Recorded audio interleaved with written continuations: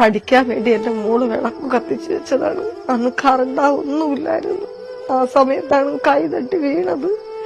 അത് തലയെ കൂടെയാണ് വീണത്. പക്ഷെ പിറത്ത് തീ പിടിക്കുന്നത് ഞാൻ കണ്ടില്ല. എന്നെ കൊണ്ട് പൂരാൻ പറ്റിയില്ല. നെഞ്ചിലും പിറത്തും എല്ലാം തീ കയറി പിടിച്ച് ഇപ്പൊ ഇഞ്ചക്ഷത്തിന്റെ പുറത്താണ് ഞാൻ ഇരിക്കുന്നത്. കൂടുതൽ ഇഞ്ചക്ഷൻ എടുത്തും കൂടെ എനിക്ക് ഉറങ്ങാൻ തന്നെ പറ്റുന്നില്ല.